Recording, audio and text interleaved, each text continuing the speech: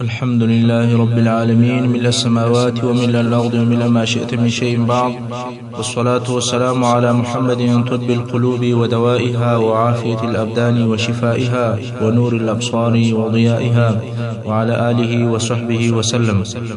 أما بعد، د خلفای راشدینو د سیرت 14مه برخه په تیره برخه کې مو د عمر رضی الله عنه د اسلام بیان تر دې ځای رسولی چې اوله نرمي چې په عمر رضی الله عنه کې ولیدل سوه هغه وخت و چې حبشې ته د مسلمانانو هجرت شروع شو. مسلمانانو خو د قریشو د ظلم او د ازارو په سبب باندې یو په بل پسې په پټه باندې هجرت کوي. نو د مسلمانانو څخه یوه ښځه وه چې ام عبدالله ورته ویل کېده. دغې ښځې غوښتل چې هجرت وکړي، نو یې د خپل زوی عبدالله سره داسې اتفاق وکوي چې ته جلا رهیسه او زه به جلا رهیسم، او د فلاني غره تر شا به سره یو ځای سو او بیا به په ګډه سره ځو. مسلمانانو هجرت په پټه کوي ځکه کفارو هجرت ته نه پرېښول. نو عبدالله تر مور د مخه د هغه وعده سوي غره تر شا ولاړی او ام عبدالله د شپې ناوخته پر خپل خره سپره سوه. د لارې د ضرورت شیان یې ورسره واخیستل او روانه سوه. د مکې مکرمې څخه چې ووتله، عمر بن خطاب رضی الله عنه په مخه ورغلی چې دی تر اوسه لا نه و مسلمان سوی. ویې لیدله چې ښځه د سفر دپاره تیاره او آماده ده. ول چیرې ځې یا ام عبدالله؟ مسلمانان خو د سفر کولو څخه منع دي. ښځې ورته وویل یا عمر، ازارونه مو راکړل، ځکه مو راباندې تنګه کړه، پرېږدئ چې درڅه ولاړ سو. نه تاسې موږ غواړئ او نه موږ تاسې غواړو، نو مې پرېږده چې هجرت درڅه وکړم. که ما و هجرت کولو ته پرېږدې نو څه تاوان به درته ورسي. عمر رضی الله عنه د دغه خبرو په اورېدلو سره نرم سو او ښځې ته وویل دا نو جلاوالی دی یا ام عبدالله؟ ام عبدالله او عمر رضی الله عنه په نسب سره نږدې او شریک ول. ښځې وویل هو، فراق او جدایي ده. عمر رضی الله عنه وویل په مخه دې ښه سه او سلامتیا دې ملګرې سه. د اول واره دپاره عمر نرمیږي او څه نه وایي. ښځه په تعجب کې سوه او ولاړه. پر هغه وعده سوي ځای د خپل زوی سره یو ځای سوه. زوی یې پوښتنه ځینې وکوله چې چا خو ونه لیدې؟ ښځې وویل یا بل چا نه یم لیدلی، یوازې عمر ولیدم. زوی په تعجب سره وویل ول عمر دا خو لوی مصیبت دی، ته څنګه پرېښولې؟ ښځې ټوله قصه ورته وکوله او ورته ویې ویل چې تر دغه سوال او جواب زیات خبره نه ده پېښه سوې، او په اخر کې دا هم راته وویل چې په مخه دې ښه سه. زوی ورته وویل چې مور، لکه ستا چې د دغې جملې د ویلو په سبب د ده و اسلام ته امید پیدا سوی چې اسلام به راوړي. ښځې وویل هو، دغسې رامعلومېږي. عبدالله ورته وویل والله د خطاب خر به د شهادت کلمې ووایي، خو عمر به یې نه ووایي. دا هغه اوله نرمي وه چې د عمر رضی الله عنه څخه ښکاره سوه، مګر دغه نرمي میل و اسلام ته نه و، بلکې دا فقط د دغې ښځې سره نرمي وه. عمر رضی الله عنه چې کور ته رالی په چورت او په حیرت کې دی چې دغه تفرقه او د قوم پاشل ولې پیښېږي. دغه ښځه د ده د قومه څخه ده او اوس حبشې ته هجرت کوي. د دغو ټولو مصائبو او د مشکلاتو سبب څه دی؟ پس له فکره دې نتیجې ته ورسېدی چې د دغو مشکلاتو او د اختلافاتو سبب ټول محمد صلی الله علیه وسلم دی. نو یې نیت او عزم وکوئ چې رسول صلی الله علیه وسلم به وژني، که څه هم دی د هغه په بدل کې ووژل سي، خو دا مهمه نه ده، خو مکه به د ده مشکلاتو څخه خلاص سي. نو د رسول صلی الله علیه وسلم د وژلو اراده یې د ځان سره پخه وکول. سهار یې توره راواخیسته او د رسول صلی الله علیه وسلم د وژلو په نیت باندې کور ته وررهي سو. په لاره کې یو صحابي ولیدی چې نوم یې نعیم ابن عبدالله و، او دا صحابي په پټه مسلمان سوی و. د ده په اسلام څوک نه و خبر. کله چې دغه نعیم ولیدل چې د عمر د مخه څخه د شر علامې راپورته کېږي، نو ځکه توره ورسره ده او د جنګ دپاره تیار او آماده معلومېږي. ول د خیره یا عمر چیرې ځې؟ عمر رضی الله عنه وویل چې غواړم چې دغه نفر ووژنم، کوم چې زموږ د قوم د تفرقې او د پاشلو سبب ګرځېدلی دي. زموږ پلرونه بېعقلان بولي، زموږ الهه او خدایان په بده سره یادوي. نعیم د دې خبرو په اورېدلو سره وبېرېدی، ځکه عمر جبار شدید قهرمن سړی دی، د یو شي اراده چې وکړي هغه ترسره کوي. نعیم اوس غواړي چې عمر د دغه کار څخه راوګرځي. نو یې ورته وویل که ته محمد صلی الله علیه وسلم ووژنې، آیا ته به د عبدالمطلب د اولادیې څخه خلاص یې؟ عمر وویل داسې رامعلومېږي لکه تاسې هم د خپله دینه اوښتی. او بیا یې وویل که څه هم د عبدالمطلب اولاده ما ووژني، نو زه خامخا دا کار کوم. نعیم ولیدل چې عمر د رسول صلی الله علیه وسلم د وژلو ټینګ عزم او اراده کړې. حتی خپل مرګ هم فرض کړی دی. هلته داسې نور خلک هم په مکه مکرمه کې ول چې د رسول صلی الله علیه وسلم د وژلو تقاضا او ارزو یې درلوده، مګر دا کار یې نه سوی کولی ځکه هغه د عبدالمطلب د اولادې څخه پر مرګ بیرېدل. هر چاته دا معلومه وه چې د عبدالمطلب کورنۍ بیا هغه سړی بې له مرګه نه پرېږدي، مګر عمر رضی الله عنه چې دا کار کوي د خپل ځان مرګ یې فرض کړی دی. نعیم فکر وکوي چې یو داسې هیله اوس جوړه کړي چې لږ تر لږه دونه وخت پیدا کړي چې رسول صلی الله علیه وسلم او اصحاب کرامو ته خبر ورکړي. نو عمر رضی الله عنه ته وویل چې داسې ده نو ته باید اول د خپلې کورنۍ سره شروع کړي. اصلا د نعیم مقصود دا دی چې عمر په یو داسې کار باندې مشغوله کړي چې دی په هغو نه وخت کې رسول صلی الله علیه وسلم ته خبر ورورسوي. عمر وویل مقصد دې څوک دی؟ نعیم وویل چې ستا خور فاطمه بنت الخطاب او د هغې میړه دا دواړه د دین اوښتي او هغه دین یې پرېښی دی چې ته پر هغه دین. عمر نه و خبر چې خور او اخښه مسلمان نه سوي دي، ځکه اسلام ته دعوت پټ او سري و، اسلام نه و پټ. رسول صلی الله علیه وسلم په ښکاره سره اسلام بیانوي او په ښکاره سره عبادت کوي، مګر ځینې کسان چې اسلام ته به داخلېدل یا به داخل سول هغو به خپل اسلام نه ښکاره کوي، هر چا د خپل اجتماعي حال او مقام سره موافق عمل کوي، چا په پټه ایمان راوړی چا په ښکاره. فاطمه بنت الخطاب د عمر رضی الله عنه خور د هغه جملې څخه وه چې خپل اسلام یې پټ ساتلی و. نو ځکه عمر رضی الله عنه د نعیم څخه پوښتنه وکوله چې آیا زما خور خپل دین پرېښی دی؟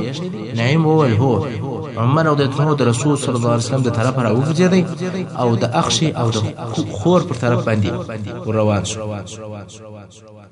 په دغه وخت کې چې عمر د خپلې خور فاطمې رضی الله عنها کور ته ورځي، سعید رضی الله عنه د فاطمې خاوند هغه هم هلته په کور کې دی او خباب ابن عارت رضی الله عنه هم د دوی سره ملګری دی. قرآن مجید ورته وایي ځکه رسول صلی الله علیه وسلم هغه کسانو ته چې نوي په اسلام باندې مشرفه کېدل هغو ته به هغه کسان ورلېږل چې مخکې به ایمان راوړی چې قرآن او اسلام وروښيي. نو دوی درې نفره سره ناست په کور کې چې فاطمه ده او سعید دی او دا خباب ابن عارت دی. قرآن مجید سره وایي عمر کور ته داخل شو او دننه په خونه کې د قرآن مجید د ویلو आवाज واورېدی. قرآن نه اوري، فقط یو همهمه او زوږه اوري. غوږ ورته ونیوی خو بیا هم شی نه پر بیلیږي، نو یې په قوت سره دروازه ورپرېوله. عمر جبار، تاسو فکر وکوئ چې د عمر به څونه قوت او طاقت و. عمر په بدن ډیر لوی سړی و، د هغه ډیرو غټو خلکو څخه و، ډیر لوی او قوي بدن یې و. کله چې به پر آس سپور شو پښې یې مځکې ته رسېدلې. په ټولو مسلمانانو کې د ده په مثل بل غټ سړی نه و بې له خالد بن ولید رضی الله عنه څخه. د حضرت عمر رضی الله عنه ډیر لوی او برداره ځیګر و، د ده په لیدلو سره څوک بیرېدی، هیبت او دبدبه یې درلوده. دغه جبار عمر دروازه ورپورې ووهله. د کور د طرفه ورته وویل سول څوک یې؟ ده وویل عمر یم. خور یې وبېرېدله. ژر یې خباب ابن عارت رضی الله عنه په پستو کې پټ کړئ. پستو په پښتو کې وهغه کوچنۍ خونې ته وایي چې د استوګنې د خونې په آخر کې د ګودام یا د مخزن په شکل سره وي چې په عربي کې مخدع ورته ویل کېږي. خباب رضی الله عنه چې هلته پټ شو، فاطمه رضی الله عنها هغه د قرآن مجید ورقه هغه هم پټه کړه او بیا دروازه وخلاصه. عمر ورننوتی او بیا ویل تاسې څه شوئ؟ هغه وویل هېڅ شی مو نه وایي، موږ په خپل مابین کې خبرې سره کولې. عمر رضی الله عنه وویل یا ما یو څه واورېدل، آیا دا هغه د محمد خبرې دي؟ سعید رضی الله عنه وویل یا عمر که حق بې له ستا د دینه په بل دین کې وي ده لا خبره نه وه پوره کړې. عمر پر سعید باندې نارې کړې اصابه اصابه، آیا ته دین اوښته د دین اوښته؟ سعید وویل بل اسلمت یا بلکې مسلمان سوی یم. عمر هغه خپل اخښی سعید را چپه کړي او وهي سوکان یې پر ګرځولي دي. د عمر خور فاطمه رضی الله عنها عمر ځین راپورته کوي او خپل خاوند اوس خلاصوي. په دې حال کې عمر خپل خور فاطمه پر مخ په چپلاخه باندې ووهله. د هغې د خولې څخه وینې را ایله سوې. عمر جبار او شدید دی، رحم او شفقت یې هیر دی. خور یې په ژړا سوه او ویې ویل چې هو موږ مسلمانان سوي یو، پر یوه الله باندې او د هغه پر رسول مو ایمان راوړی. اشهد ان لا اله الا الله واشهد ان محمد رسول الله. عمر نا امید سو، وی لیدل چې خور یې ژاړي او د خولې څخه یې وینې بهیږي. وشرمېدی او پر خپل عمل پښیمانه سو. په زړه کې یې رحم او شفقت پیدا سو چې څنګه خپله خور ویي، او دا هم اول وارې دی چې خور یې وویل. نو یې په نرمه لهجه ورته وویل هغه ورقه چې تاسې ویله هغه راښکاره کړئ چې زه یې ووایم. خور یې وویل یا نه در ښکاره کوم. عمر وویل چې قسم په لات او په عزا چې په بد نیت نه باندې لاس لا نه وړم، خالي وایم او ګورم تاوان هم نه ورسوم. خور یې پوه شوه چې عمر نرم شو، نو یې ورته وویل یا عمر دا کلام الله دی او ته مشرک او نجس یې، ته د یو پلا غسل وکوه بدن پاک کې د ویلو اراده لرې به درکم وبې وایه. د عمر فکر او چرت په هغه ورقه کې بند شو چې دا بچیش پکې لیکلي وي. نو د ډېره شوقه موافق شو، غسل خانې یا تشناب ته ننوتی او هلته یې غسل وکړو. کله چې راووتی خور یې هغه ورقه چې قرآن مجید پر لیکل سوی و هغه ورکړه. د حضرت عمر رضی الله عنه لیک او لوست زده و او د ورقې په ویلو یې شروع وکړه. په ورقه کې لیکل سوي ول بسم الله الرحمن الرحیم. عمر رضی الله عنه وویل الرحمن رحیم څومره ښه پاک او طیب نیک او مبارک نومونه دي. بیا لیکل سوي ول طه ما انزلنا عليك القرآن لتشقى، یعنی ای محمد صلی الله علیه وسلم موږ د دې دپاره د قرآن پر تا نه دی نازل کړی چې ته ځان په محنت او په مشقت کې واچوې، الا تذکرة لمن یخشى، بلکې موږ د هغه چا دپاره پند او نصیحت نازل کړی دی چې د الله څخه بیریږي. تنزیلا ممن خلق الارض والسماوات العلا، د هغه چا د طرفه نازل سوی دی چې پیدا کړي دي ځمکه او لوړ اسمانونه. الرحمن على العرش استوى، دغه د مځکو او اسمانو خالق ډیر مهربان رحمان پر عرش مستولی او غالب دی.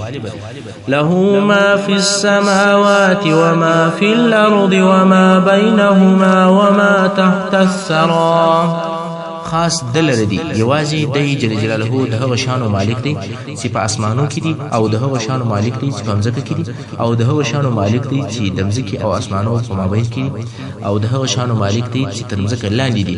دا ټول موجودات په پیدا کولو، په ملکیت، په اطاعت او په امر منلو کې یوازې د جل جلاله دی، بل هیڅوک نه دی ورسره شریک. وَإِن تَجْهَرْ بِالْقَوْلِ فَإِنَّهُ يَعْلَمُ السِّرَّ وَأَخْفَى، او که په خبرو یا ذکر کولو سره جهر په زوروالی کوي دې ته ضرورت نشته، ځکه چې بېشکه دغه الله خبر او عالم دی په پټه خبره او تر هغې هم په پټه خبره چې د زړه حال دی. الله ته په زوره خبرې، کرارې خبرې، پټ د زړه حال ټول یو شی دی، په ټولو حالاتو عالم او خبر دی. الله لا إله إلا هو له الأسماء الحسنى، الله نستا بل معبود برحق مگر یوازې همدی حقیقي معبود دی، خاص دلر دی ښه نومونه او صفتونه. دغه د سورة طه آیاتونه وایي تر څو دی آیات شریف ته راورسېدی چې رب جل جلاله فرمایي إنني أنا الله لا إله إلا أنا فاعبدني وأقم الصلاة لذكري، بېشکه چې زه الله یم، بې له ما څخه بل هېڅوک د عبادت وړ او لایق نشته، نو زما عبادت کوه او زما د یادولو دپاره لمونځ ادا کوه. إن الساعة آتية أكاد أخفيها، بېشکه چې قیامت راتلونکی دی، زه اراده لرم چې د هغه د راتګ وخت پټ او مخفي وساتم. لتجزا كل نفس بما تسعى، دپاره د دې چې هر چاته د هغه عملو جزا ورکړل سي چې دوی په دنیا کې کوي. داسې آیاتونه دي چې ټول د الله جل جلاله او د قیامت په باره کې خبرې کوي. حضرت عمر رضی الله عنه د دغه آیاتو په تلاوت سره نرم شو، د کلام الله تر تاثیر لاندې رالی، د مسلمانېدلو اراده یې سوه. نو یې وویل دا څونه ښه او مکرم کلام دی، محمد صلی الله علیه وسلم چیرې دی چې ورسم؟ خباب ابن عرت رضی الله عنه خو پټ و، دا خبرې یې اورېدلې. دلته چې عمر دا خبره وکوله، خباب ابن عرت رضی الله عنه راوغورځېدی، ول زیری در کوم یا عمر، زه دا ارزو لرم چې د رسول صلی الله علیه وسلم د جمعې د شپې دعا ستا په باره کې سي. هغه چې رسول صلی الله علیه وسلم په دعا کې وویل الهي په عمر ابن خطاب یا په ابو جهل ابن هشام سره اسلام معززه کړي او درځه رسول صلی الله علیه وسلم په زدر وشه. نو عمر رضی الله عنه د ارقم ابن ابي الارقم رضی الله عنه کور ته رارهي کوي. هغه کور چې د مسلمانانو د اجتماع او د تعلیم ځای و. کله چې د ارقم کور ته راورسېدل د عمر سره تر اوسه هغه خپله توره ورسره ده او د جنگ دپاره اماده معلومیږي او هلته بیا هغه نعیم و رسول صلی الله علیه وسلم ته خبر وروړی دی چې عمر ستا د وژلو په نیت باندې رارهي دی. اصحاب کرامو ته ټول اخبار داسې رسیدلي دي چې عمر رارهي دی او غواړي چې رسول صلی الله علیه وسلم ووژني. په هغه نوره قصه چې د فاطمې بنت الخطاب او د سعید رضی الله په کور کې پېښ شوي دي هغه نه دي خبر. نو خود اصحاب کرام دلته د جنگ دپاره تیار او آماده دي.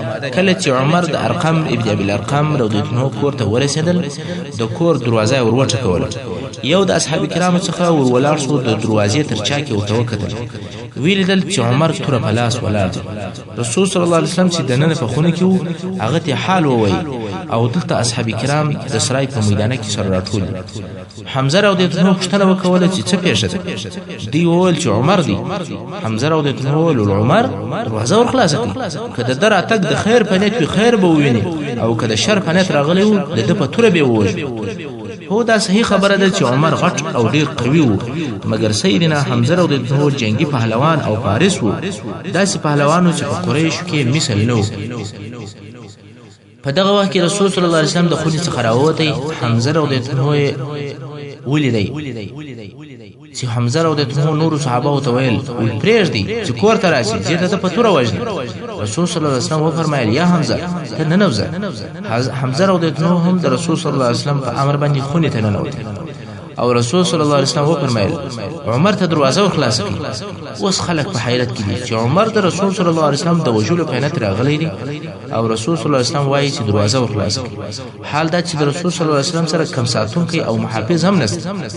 حمزه چې په مسلمانانو کې قوي او پهلوان و هغه ته هم وویل چې ته خونې ته ننوځه، مګر چاره نشته، د رسول صلی الله علیه وسلم اطاعت حتمي او ضروري دی. او عمر رضی الله عنه ته دروازه خلاصه کړه او عمر کور ته ورننوتی. غټ قوي جابر شدید سړی دی، توره ور پلاس کړه، جنگ ته آماده معلومیږي.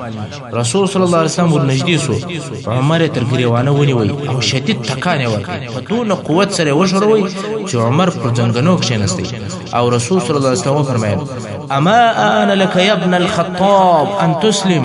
اے د خطاب زو د دې وخت نه دی راغلی چې مسلمان سي. رسول صلی الله علیه وسلم نور هم څه وفرمایل او ته تر هغه نه مسلمانېږي چې الهي غضب در باندې نازل نشي، لکه پر ولید ابن مغیره چې نازل شو. او نور هم څه وفرمایل اللهم هذا عمر ابن خطاب اللهم اعز الاسلام بعمر ابن خطاب. عمر رضی الله عنه په دې حال کې وویل اشهد ان لا اله الا الله واشهد انك رسول الله. زه شهیدی ادا کوم چې بې له یو الله بل هیڅوک د عبادت وړ او لایق نشته او شهیدی ادا کوم چې ته رسول د الله. رسول صلی الله علیه وسلم تکبیر ووایي او کوم صحابه کرام چې دلته موجود ول هغه ټول په لوړ اواز سره وویل الله اکبر الله اکبر. دا تکبیر په دونه لوړ اواز سره و چې ټولې مکې واورېدې. قریش وویل والله یو حادثه پیښه ده او لویه حادثه پیښه ده. رسول صلی الله علیه وسلم پوه شو چې خبره ښکاره او واضحه شوه او خلک خبر شول. نو اصحاب کرام امر کړل چې خپلو کورو ته ولاړ شي. ټول مسلمانان د ارقم رضی الله عنه د کور څخه په تلوار ووتل او هر یو پر خپله لار ولاړی. عمر رضی الله عنه وایي کله چې ما اسلام راوړی د ځانه سره مې فکر وکړ چې د اهل مکې څخه څوک د رسول صلی الله علیه وسلم سره ډېر عداوت او دښمني لري. خپل زړه راته وویل چې ابو جهل. نو ورلم د ابو جهل دروازه مې ور وټکوله. ابو جهل راووتی قل اهلا وسهلا مرحبا بابن اخي. ښه راغلی وراره خدای دې راوله. بیا راته وویل چې څنګه راغلی؟ ما ورته وویل غواړم چې خبر دې کړم چې ما پر الله او د هغه پر رسول صلی الله علیه وسلم ایمان راوړی او ټول هغه شیان منم چې محمد صلی الله علیه وسلم راوړي. ابو جهل د کور دروازه په زور بنده کړه او وی ویل تبا لک تا لره دې هلاک وي، زما دې ټوله ورځ را خرابه کړه، په شنه سهار دې دا زیری د باندې وکړه. دا څه خبر و چې تا ماته وویل؟ تاسې پوهېږئ چې عمر رضی الله عنه د همت او د مړانې د قصد او د عزم خاوند و. د اسلام او مشرکانو ته ذلت او سپکاوی و او مسلمانانو ته عزت او شرف او خوشحالي و. عمر رضی الله عنه وایي کله چې به یو څوک مسلمان سو کفار به پر راوګرځېدل، وهل او ټکول به ورکول. خو کله چې زه مسلمان شوم نو زما ماما ته ورغلم چې ابو جهل ابن هشام دی او په خپل اسلام مې خبر کړي. هغه په کور ننوتی او دروازه یې راته وتړله. او بیا د قریشو یو بل لوی سړی ته ورل هغه مې په خپل اسلام خبر کې هغه دروازه راته بند او په کور نه نوته بیا مې د ځان سره وویل چې دې خلکو څه نه وکړ مګر دا نه دی صحیح چې نور مسلمانان وهل کیږي او زه دې نه وویل یو سړی راته وویل ولکته غواړي چې خلک خپل اسلام خبر کړي نو چې کله قریش او نور خلک د حجر سره یو ځای شي نو د جمیل ابن معمر یا جمیل ابن معمر وڅنګ تکشنه او په قرار سره ورته وایي چې زه مسلمان شوم بس په دغه ورځ ټول مکه د خبري لکه د نن ورځ بي بي سي عمر رضی الله عنه غواړي چې د اسلام خبر جر نشي او ټول قریش په خبر شي نو عمر رضی الله عنه د جمیل په طرف باندې ورهیسو د دغه کیسې روایت عبد الله ابن عمر رضی الله عنه کوي چې د عمر صاحب زوی دی هغه وایي چې زه په خپل پلار پسې وم چې پلار مې و جمیل ابن معمر ته ورلې جمیل د کعبه شریف سره ناس عمر رضی الله عنه سره کښینسته او ته ویل یا جمیل آیا ته نه خبر هغه ول پچیش ولته نسوي خبر چې زوایم اشهد ان لا اله الا الله وان محمد رسول الله عبد الله ابن عمر وايي والله از ما پلار ته جواب نه کوي او نه پښتنه جن وکول چې کله یا څنګه بس ولارس او ناری کې یا معاشر القریش یا معاشر القریش د قریش ډلې عمر دین پرې شي دي د دین اوشتي عمر او د تمنو تر شاپ پسې دي او وايي د دروغ وايي بلکې زه مسلمان سویم او وایم اشهد ان لا اله الا الله واشهد ان محمد رسول الله عمر خپل اسلام د ټولو قریشو په حضور ښکارا کوي قریش د خپل عادت سره سم چې هر څوک مسلمان شو دی به وهي نو د حضرت عمر او د اتمو په وهلو شروع وکړ دوی دی وهي او دی وهي دی وهلو د ماپښینه څخه تر ماښامه پورې دوام وکړ خو په اخر کې عمر او د اتمو ستړي قریش ډیر دي ځینې ځان هوسا کوي او ځینې وهل کوي خو عمر او د اتمو یوازې دي او پر لپسې وهل کوي قریش یو نه دي پر عمر او د اتمو د هر طرفه وارونه کیږي او وهل کیږي عمر او د اتمو پوسو چې نور نه سمجھېدل نو په دوی کې وکتل هغه د دوی شریف او معتبر چې عتبه ابن ربيعه هغه راونی او پر مځکه غزار او د هغه پر جګر باندې کښیناستي نور قریش دی وهي خدای د عتبه پر جګر ناشتي او دوی ګوتې د هغه پر سترګو باندې ورېش دي ورمشي او په زور ورته وایي دا خلک را سلیری کوي کله سترګې دروښاو عتبه ناری کی چې جنلیری سي پرېږ دی ولاړل دیمه قریش هم جنلیری سول عمر دی پرېښو قریش بیا حمله پر وکړه عمر او د اتمو بیا عتبه راونی عتبه بیا ناری کی دوی دغه د ونی سعود الکه په حال کې دي څو عاص ابن وائل چې د عمرو بن العاص رضی الله عنه پلار دی یا په بل روایت کې ابو جهل چې د قریشو د لوی مشرانو څخه دار علي ولڅ کیسه ده خلکو حال ورته وویل چې دار کوي هغه په دې چې عمر شدید او د عزم خاوند دی او کدا مسله نور هم وجد سي په خپل د قریش په مابین کې فتنه جوړیږي نو ولې یو سړی د خپل ځان لپاره یو دین اختیار کړی دی پرېږ دی کار مو پکړ هغه هم پرې شوی عمر او د خپل کور ته ولاړ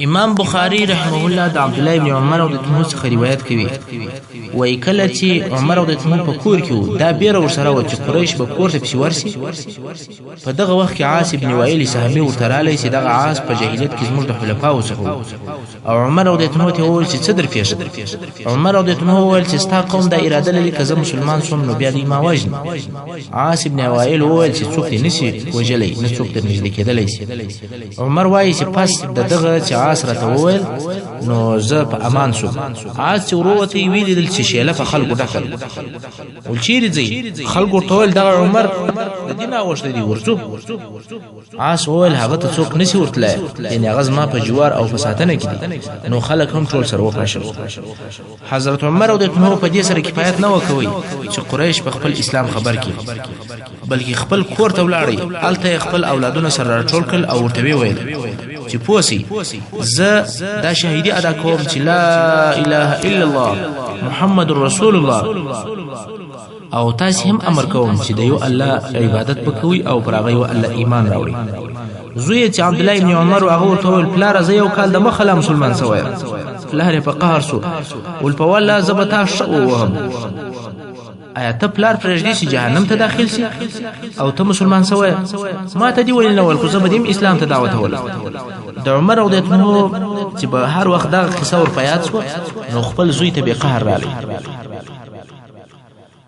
اوس نو عمر رضی الله عنه هر ورځ د کعبه شریف سره قران مجید وایي څوک د پیری سره نسی ورنږدې کېدل دا خو نسبت و مشرکانو ته د عمر رضی الله عنه ایمان راوړلو مګر د مسلمانانو د پاره د عمر رضی الله عنه اسلام څه فائدہ ورسول محترم اوریدونکو څنګه چې وخت پای ته رسیږي زموږ پاته برخه د سیر الخلفاء په راتلونکو حصو کې واوري وصلی الله تعالی علی خیر خلقه محمد و آله و اصحابه و اهل بیته اجمعین